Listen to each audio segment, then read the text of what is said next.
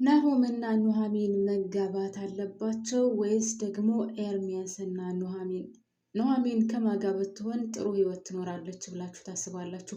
እኔ በበኩሌ አሁን ካለችበት የሲኦል ህይወት ከኤርሚያስ ጋር ብትኖር ይሻላታል።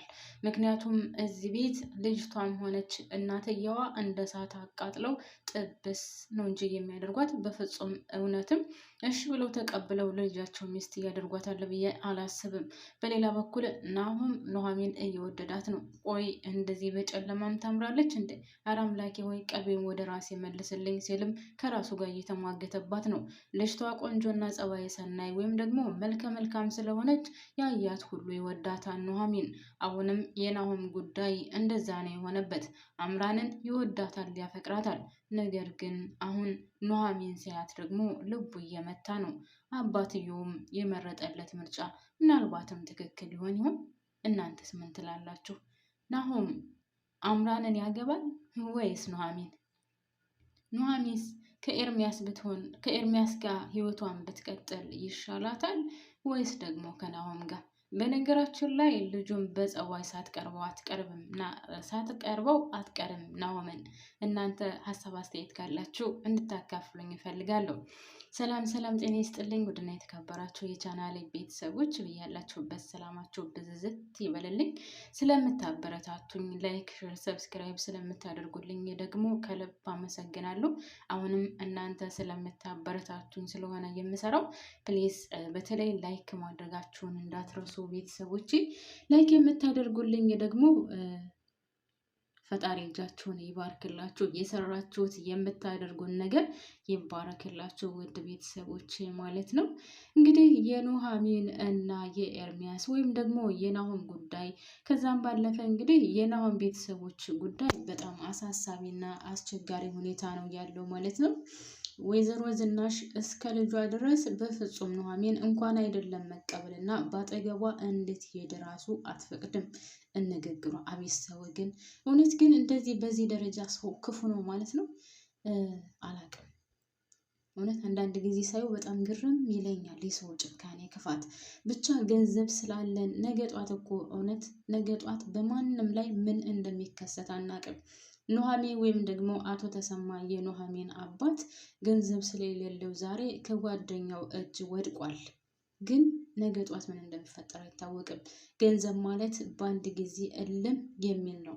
ነገር ግን ወይዘሮ ዝናሽ እስከ ልጇ ድረስ በገንዘባቸው ተዝናንተው ብቻ ኑሐሚን ወይም ደግሞ የኑሐሚን አባትን ከፍ ዝቅ አድርገው መናገር የሌለበትን ንግግር ነው የምትናገረው። አቤት ሴቶች ስንባልስ በስመ አብ ወወልድ ወመንፈስ ቅዱስ በዚህ ደረጃ አረመኔዎች ነን ማለት ነው። እውነት በጣም የሚያሳዝነው ኑሐሚን ስትናገራት የነበረው ንግግር አንቺ ድሃ፣ ዘር ማንዘርሽ ድሃ፣ ከየት የመጣሽ የማትታወቂ ወፍ ዘራሽ ብቻ በስመ አብ ወወልድ ወመንፈስ ቅዱስ እንደዚህ ነው የምትናገረው። ይሄ አሁን የምትኩራራበት ገንዘቧና ወይም ደግሞ አለኝ የምትለው ይሄ ንብረት ነገ ጧት እኮ እልምልም ብሎ ምንም ላይኖራት ይቀራል። ነገር ግን ምናልባትም ደግሞ ፈጣሪ እኮ መልካም ነው። ህይወት ትቀየራለች። ሁልጊዜ ደግሞ ሰው ተመችቶት አይኖርም። ሁልጊዜም ደግሞ ስቆ አይኖርም አይደል? ህይወት እንደዚህ ናት። ግን ስናገኝ ብናቅበት መልካም ነው ብዬ አስባለሁ። እውነት በዚህ ደረጃ ገና ለገና ገንዘብ አለኝ ተብሎ እናንተ ቆሻሻ ናችሁ። ክላሳችሁን በደንብ አድርጋችሁ አጽዱ። እናንተ የምተኙበትን የምትቀመጡበትን በደንብ አጽጂ። ጠረኑ በጣም ነው የሚረብሸው።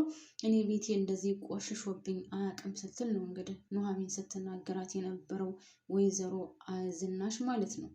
ግን ዛሬ እሷ ገንዘብ ስላላትና ምናልባትም በባሏ ንብረት ላይ እንደዚህ ሞልቀቅ ደላ ፐርቸስቸስ ብላ ብትኖርም ግን ኑሐሚን ገና ልጅ ናት። ነገ ጧት ምን እንደሚጠብቃት አይታወቅም። ዓለም ተዘዋዋሪ ናት። ግን እኛ ሲኖረን አናቀበትም። በተለይ ምንም የሌለውን ድሃን ስናይ ደግሞ ያን ሰው ከመጉዳት ውጪ ሌላ ነገር አናቅም። እናም ስናገኝ እውነት እንወቅበት። ይሄ ሁሉም ገንዘብ ያለው ሰው እንደዚህ ናቸው። እነዚህ ሀብታሞች ምናምን የተባሉት በቃ ድሃን ሲጠሉ፣ ድሃን ሲጸየፉ፣ ሁሉም ሰው ወዶና ፈቅዶ አይደለም በነገራችን ላይ ድሃ የሚሆነው።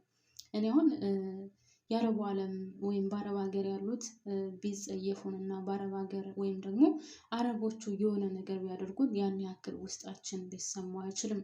አንደኛ ደረጃ በገንዘብ በጣም ሀይ የሆኑ ናቸው። ሁለተኛ ደረጃ የራሳችን ዜጎች አይደሉም።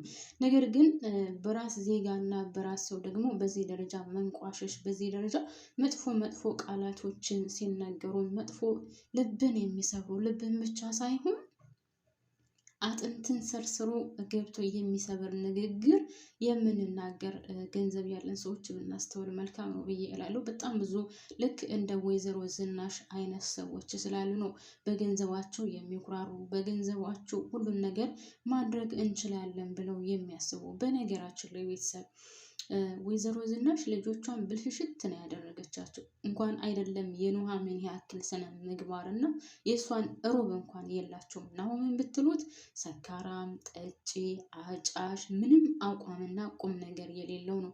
ከመጠጣት ከመስከር እየሰከረ ከቤት ከመምጣት ውጭ ምንም አንድ ቁም ነገር የለውም። አባትየው ጋርም 30 ጊዜ የሚጨቃጨቀው ምንም አይነት ቁም ነገር ስለሌለው እና በስነ ስርዓት ስራውን ስለማይሰራ ወይም ደግሞ የአባቱን ድክመት አይቶ የአባቱን ውጣ ውረድ አይቶ የአባቱን ይህን ሁሉ ዋጋ መክፈል አይቶ አባቱን ተቀብሎ ማገዝ ስለማይችል አባትየው በጣም ይናደድበታል። ልጅቷን ደግሞ እንግዲህ እንደምታዩት ፓርቲ ከመሄድ ከመጨፈር ኧረ እኔ እንጃ። እኔማ አንዳንድ ጊዜ ማርያምን ገንዘብ ባይኖረኝ እላለሁ። ሰው ልጅ ማለት ገንዘብ ኑሮት ግን አያያዙን ማወቅ ካልቻለ ምንም ዋጋ የለውም። እንደውም ይዞት ገደል ነው የሚገባው። እንግዲህ ወይዘሮ ዝናሽ ሴት ልጇን እንዴት አባቷን እንዴት እንዳሞለቀቅ እንደበርበለው አማርኛው ራሱ ጠፋብኝ። ሙልቅቅቅ ነው ያደረገቻት ታውቃላችሁ። በቃ ፓርቲ፣ ጭፈራ ቤት፣ ገንዘብ መበተን፣ ዱባይ መሄድ፣ መዝናናት። ይሄ ግን ለእሷ ምንም አይጠቅማትም። ለልጆቻቸው ምንም አይጠቅማቸውም። በነገራችን ላይ ሀገርን የሚያበላሹትና ጥሩ ነገር እንዳይከሰት ወይም ጥሩ ትውልድ እንዳይፈጠር የሚያደርጉት ባለሀብቶች ናቸው። ይህም ማወቅ አለብን ሁላችንም። ድሃውማ ምስኪን ነው። ጥሩ ግሮ ለፍቶ የራሱን ህይወት ቀና ለማድረግ ጥሩ ደረጃ ለመድረስ ይሰራል። ነገር ግን ሀብታሞች፣ እነዚህ ብር ያላቸው ሰዎች የት ነው የምታገኟቸው? ጭፈራ ቤት። የት ነው የምታገኟቸው? ዳንስ ቤት፣ ክለብ ምናምን፣ በቃ ከመጠጥ ቤት፣ ይሄ ከሚዳሩበት ቤት ምናምን። እንደ ለነሱ ትልቅ የክብር ወይም ደግሞ አራድነት እዛ ቦታ ላይ መገኘት ነው እና ገንዘብ ስላላቸው ብቻ ወይም ደግሞ በቤተሰቦቻቸው ገንዘብ ስለተዝናኑ ድሃን ሲያዩና ወይም ደግሞ የድሃን ልጅ ሲያዩ ግን እንዴት አባቱ እንደሚያደርጋቸው ነገር ግን የኑሃሚን ያክል ስነ ስርዓት፣ የኑሃሚን ያክል ስነ ምግባር፣ የኑሃሚን ያክልም ሞያን ብትሉ ከሩዋ አትደርስም። አሁን ልጅቷ ቡና ቢሏት እንኳን ቡና በየትና እንዴት እንደሚፈላ የማታቀናት። ነገር ግን ኑሃሚን ራሱ እዛ ላይ አሁን ልጅቷ በጥፊ ስታከራብታት በስመ አብ ጮህ ነው ያለው ፊቷ። ይሄ ሁሉ ምንድነው? ኑሃሚን አሁን ለአባቷ ስትል ነው። እና እኔን እንደፈለጋችሁ አድርጉኝ፣ ሰራተኛ ሁኜ እሰራለሁ፣ ችግር የለውም፣ ነገር ግን አባቴን አትናገሩብኝ ነው ስትል የነበረው። እንግዲህ ለምን እንደዚህ ያልሽ፣ ለምንስ ይህን ቃላት ተናገርሽ ብለው ነው እንግዲህ በጥፊ ጮህ የሰጧት ማለት ነው። ደስ የሚለው ነገር እንግዲህ ናሆም ትንሽዬም ቢሆን እየተከራከረላት ነው። ልጅቷ ምን አድርጌ ነው የምትሏት? ለምን ተጨቀጭቋት አላቸው? ምን አደረገችም ሲል እየተናገረ ነበር ማለት ነው ናሆም። ከዛም ባለፈ አባትህ እኮ በሚሊዮን ከፍሎ አቶ ተሰማን ሊያሳክመው ነው ብሎ ሲል ታዲያ ምን ችግር አለ? ጓደኛው ነው፣ በዛ ላይ ደግሞ ባለውለታው ነው። ስለዚህ ምን ችግር አለ ቢያሳክመው ሲልም ይመልስላታል ለእናቱ። እናትየው ደግሞ አንተም ከሱ ተጨመርክ ማለት ነው፣ በፍጹም ይህ ነገር ሊሆን አይችልም፣ ልጄ መኪና ቀይራለሁ ብትለው እምቢ ብሎ፣ ነገር ግን እነዚህ የማይረቡ ሰዎችን ለማሳከም እየጣረ ነው፣ አሳየዋለሁ ስትልም እንግዲህ ወይዘሮ ዝናሽ እየዛተች ነበር በባለቤቷ ላይ። አቶ ለይኩን ግን ማንንም የማይሰማበት ነገራችን ላይ በጣም ደስ የሚል ሰውና ወይም ጥሩ ውሳኔ መወሰን የሚችል ሰው ነው። ስለዚህ ወይዘሮ ዝናሽን ወይም ባለቤቱን ማንንም አይሰማም።